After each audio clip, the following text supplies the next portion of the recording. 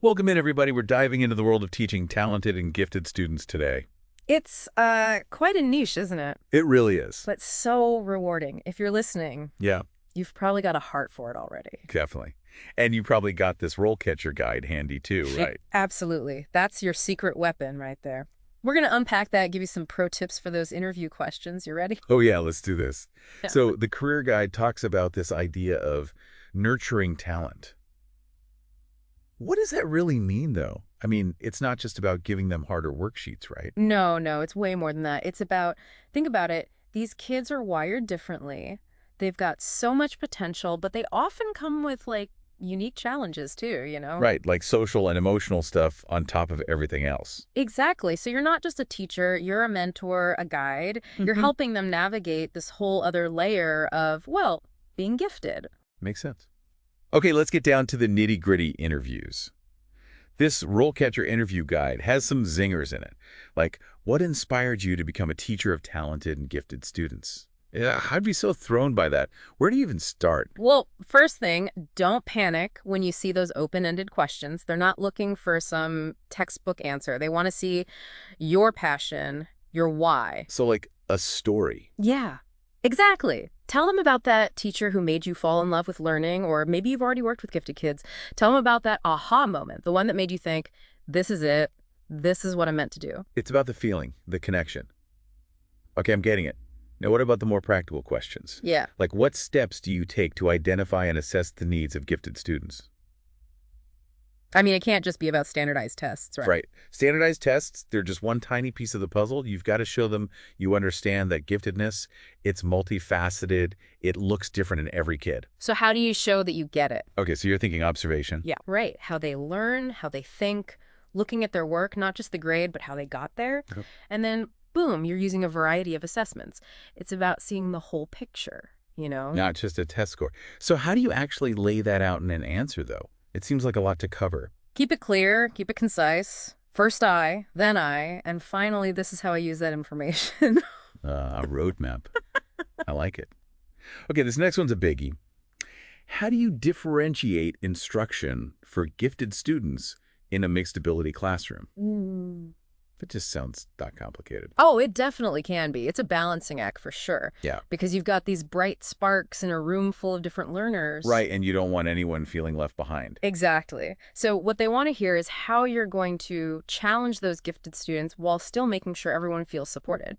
Think about it like you're a chef, right? You've got all these different ingredients. You got to create a dish where every flavor pops. Okay, I'm hungry now.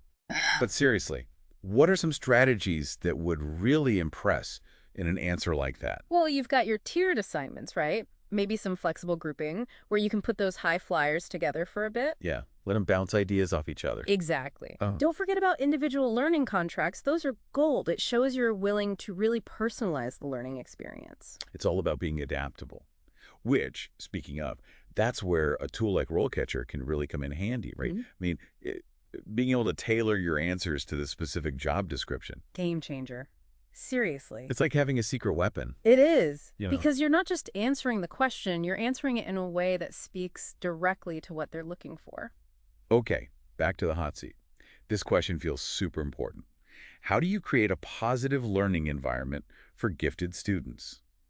We all know that goes beyond just good grades and gold stars, right? Absolutely. These kids, they can be super sensitive, maybe even a little anxious sometimes. Oh yeah, all that pressure. Right, so you've got to create a space where they feel safe to be themselves, to take risks, to maybe even fail sometimes. So it's about more than just academics. It's about the whole child. How do you convey that in an interview, though? Okay, imagine you're painting a picture with your words, right? I like that.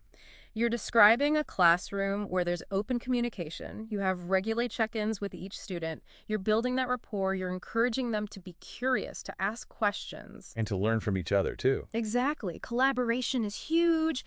Maybe you do some team building activities or you incorporate peer teaching. It's about building that sense of community, you know, where everyone feels valued and respected for who they are. This is great stuff. But hold on, we haven't even touched on collaborating with parents and other teachers yet. And how much time do we have left? Don't worry, we've got plenty of time to unpack all of that. Phew. Yeah. Okay, good. Because those collaborations are key. Absolutely. We'll dive into all of that right after the break. Don't go anywhere. Yeah, collaboration, super important in this field. Let's jump right into it with this question, okay? How do you collaborate with other teachers to ensure the needs of gifted students are met across all subject areas? That makes sense, though. Just because a kid's gifted in English doesn't mean they don't need support in, like, math or science. That's it. Giftedness doesn't just disappear when the bell rings, right? Right. So how do you show you can make that happen without, sounding like a broken record about being a team player? Show, don't tell, right? Give them a real-life example. Hey, I actually worked with the math teacher to create these awesome cross-curricular projects. I like that. We shared resources. We even co-taught a few lessons. Boom. You're not just talking the talk. You're walking the walk. That's great advice. Okay, now let's talk parent communication. This one always feels a little, I don't know, delicate. It can be a minefield. Let's be real. Yeah. Right. The guide asks, how do you communicate with parents of gifted students? Because they're not just your average parents. No, they're not. These parents, they're passionate, they're invested, and sometimes they're a little, well, let's just say they have high expectations. Definitely. So how do you handle that? How do you keep everyone on the same page? Communication is key. And I mean like proactive communication. You've got to be open, you've got to be transparent. So what, like weekly newsletters? Newsletters are great, but also maybe a dedicated communication app. Oh, tech to the rescue. Exactly. And don't forget about those good old-fashioned phone calls, too. The point is you're keeping them in the loop every step of the way. And being approachable, like, hey, if you got concerns, come talk to me. Exactly. You're building that trust, that partnership, because at the end of the day, you both want what's best for the kid, right? Absolutely. Okay, next question. This one's all about staying current. How do you stay current with research and best practices in gifted education? Which, honestly, is important for any teacher, but especially in this field. right, things are changing so fast. Exactly. So when they ask you this, don't just say, oh, I go to workshops, get specific. I subscribe to these journals. Yes, I'm a member of these professional organizations. I even have a little book club with other gifted teachers. Now you're talking. You're showing them you're hungry for knowledge. You're on top of your game. It's about passion, right? Like, you're not just doing this for a paycheck. You're really invested. Exactly. Okay, ready for a curveball. Get me.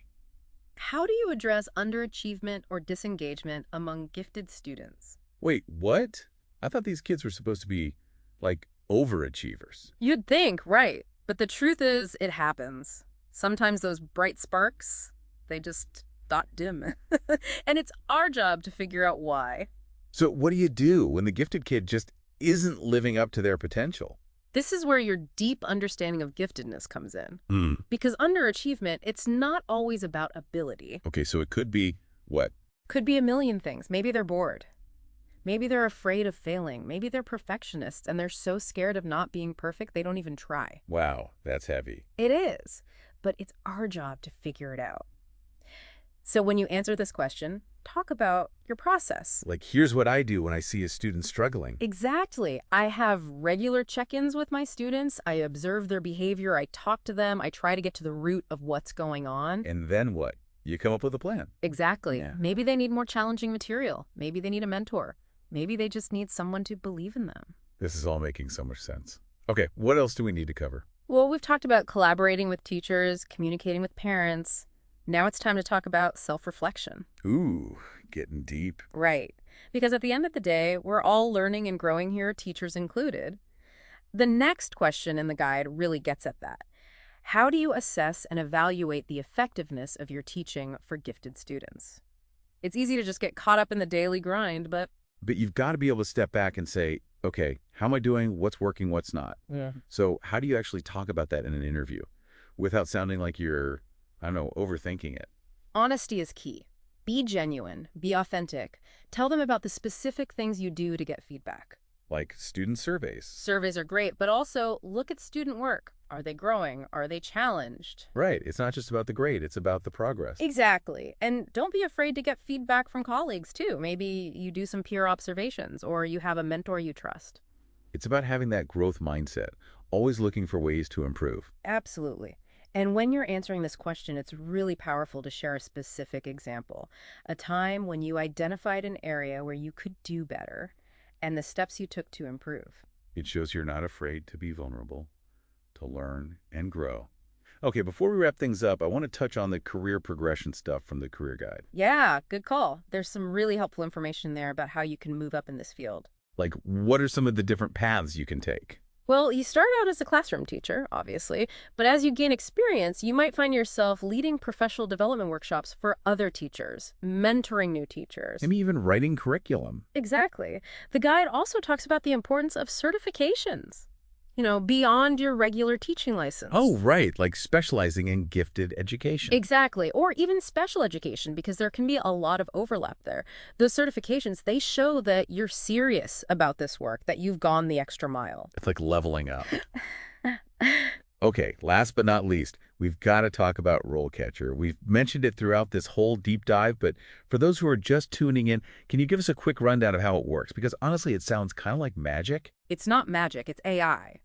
But yeah, it's pretty amazing. Basically, you upload your resume, and then you plug in the job description for the position you're interested in. And RoleCatcher analyzes both of those things and tells you exactly what skills and experiences you should highlight to make your application stand out. So it's like having a personalized resume writer and interview coach all in one. Pretty much. You can even practice answering common interview questions right there in the platform, and RoleCatcher will give you feedback on your answers. That is so cool. It's like having a secret weapon in your back pocket. Exactly. It's all about giving you that extra edge in what can be a really competitive job market. Well, this has been such an incredible deep dive. I feel like I've learned so much, and I hope our listeners have too. Me too. It's been a pleasure, as always. Before we go, any final words of wisdom for our aspiring gifted teachers out there? Just remember, this work is so important.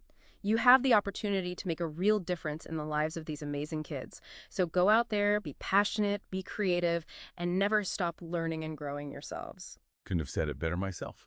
And to our listeners, thank you so much for joining us on this incredible journey. We'll see you next time on The Deep Dive.